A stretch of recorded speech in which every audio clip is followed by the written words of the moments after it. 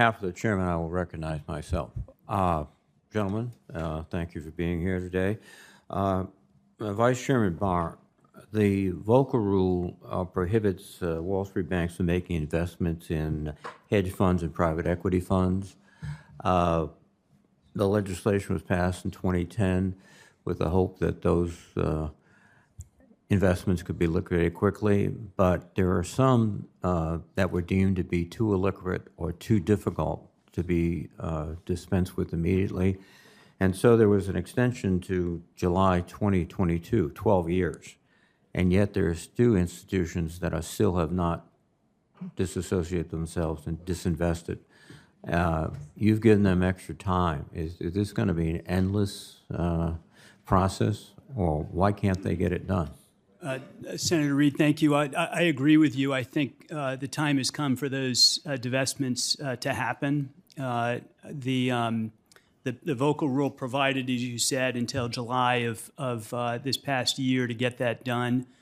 Some firms, I believe, were erroneously relying on a legal interpretation that would not require them to do those divestitures. I think that's an incorrect legal interpretation.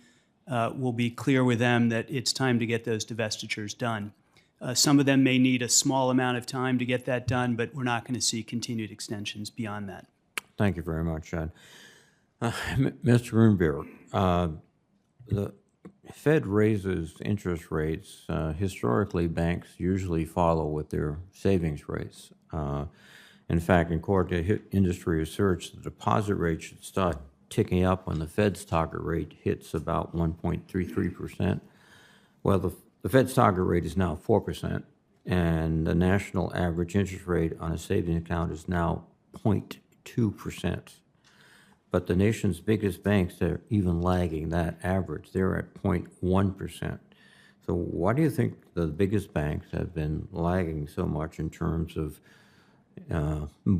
sharing their beneficence with their savers? Well, thank you, Senator. It's pretty clear that the banking industry is trying to take advantage of rising interest rates on the credit product side to increase earnings. And fair to say what they're paying out on the deposit side has lagged that. We'll see if competitive pressures within the industry, impact what they may offer on deposit accounts. But right now, there's clearly a lag. Thank you. Let me follow up with another question, Mr. Roomberg. There has been a situation where banks are partnering with fintech companies.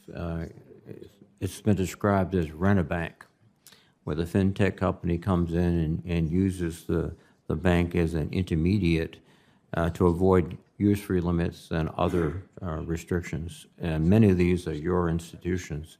What are you doing to try to stop that? Well, thank you for the question, Senator.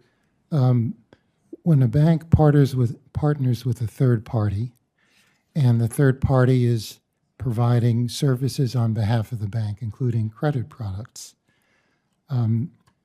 as a supervisory matter, the offering of services by the third party are treated as if the bank itself is offering those services and products, and the bank is supervised accordingly. We have a number of institutions that are utilizing partnerships to benefit from the banking relationship. There are several institutions. I will say we are taking a close look, particularly at the lending activity going on, to ensure that the lending activity is being appropriately underwritten and that it's based on the borrower's ability to pay, as well as consumer protection requirements in terms of disclosure and transparency are being complied with. And this is a matter of active attention for us, and I appreciate you asking the question. Well, thank you very much.